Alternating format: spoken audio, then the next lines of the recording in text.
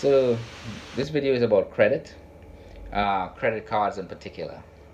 If you're out there, you're a young man, you're in MGTOW, you've gone your own way, so you're not really focused on relationships, you're on the grind to build yourself up, which is how it should be if you're in your early 20s.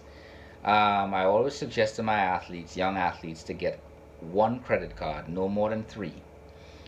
And say, for instance, you have a credit limit of $900, I always suggest never spending more than a third of that money, of that credit limit. And if for some reason an emergency occur, um, where you have to spend more, like say your credit limit is 900 and you have to spend 500, within that grace period, try and pay down on that credit card where you owe less than 300, so you're under the third limit. Um, a lot of people in the credit card company, one of them advised me, saying, "Hey, keep it under a third. That usually boosts your credit score." And this came directly from the credit card companies. So this is something you really want to try and adhere to. But I know life doesn't always work that way, and you have emergencies, and you need to spend above that. By all means, go ahead and do so. Just try and pay it down.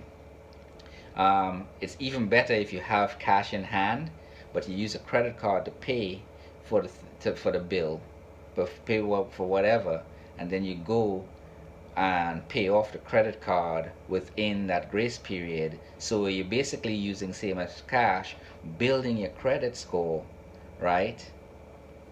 And still have that physical cash in your hand for a period of time using somebody else's money. So it's like a win all around for you.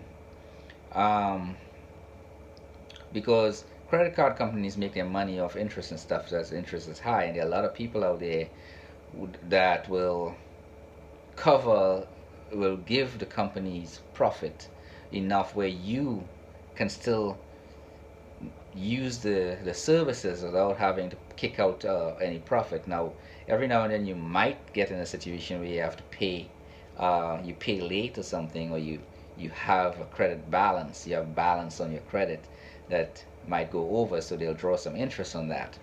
So they benefit as well.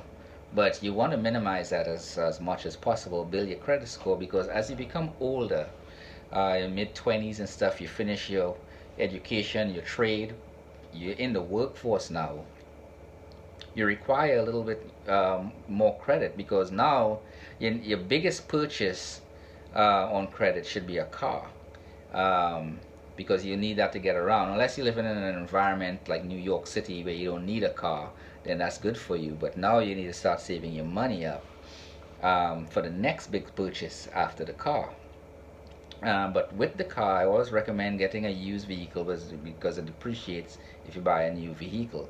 And you don't really, if you're that young, you really don't want to be spending a whole lot of money on a vehicle, because there's still some experience you need to have with a vehicle as far as maintenance, insurance, all those things, building that insurance maturity as well. Because the longer you have insurance, continuous insurance, the cheaper your insurance becomes over time. But that's for a completely other video. But as far as credit goes, spend less than a third. If you have cash in hand, use the credit card and pay it off within that grace period, so it's same as cash. I don't recommend getting a whole lot of credit cards, except in these situations.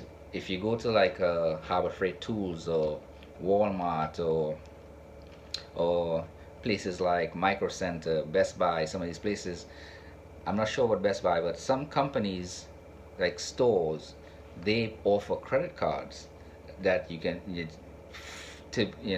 Home Depot is another one. They have credit cards that's offered through the similar credit card companies as MasterCard, Visa cards, but you could only use them in their store.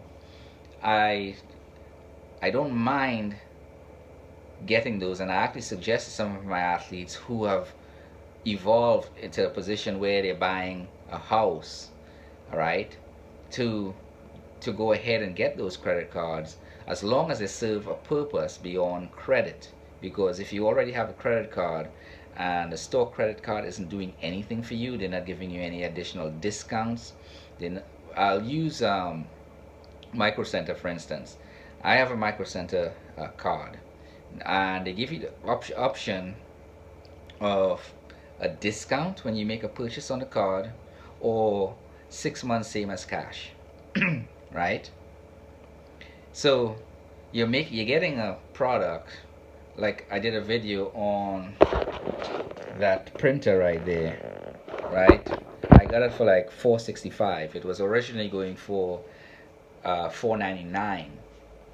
So I got a discount on it. I took the discount, a 5% discount on it, and I paid it off within 20 days. So not only did I get 5% off, I got it same as cash. I didn't have cash at the time, but I didn't have cash in hand at the time, but mine went up, and I just had to deposit a check. I already had money. I just had to deposit a check for a payment into my bank account.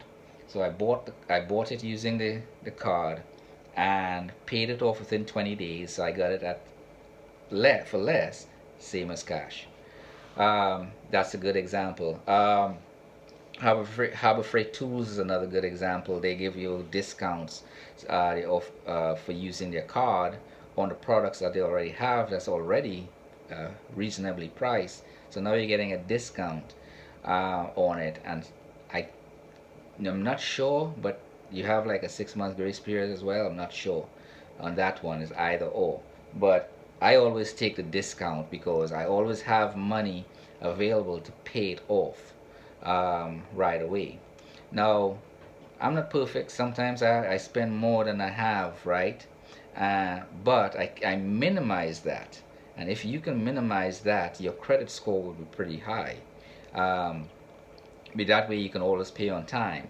Now, so in case of a situation where shit really hit the fan and you just don't have the cash, you have the credit and you're using that, but you're still making monthly payments, right?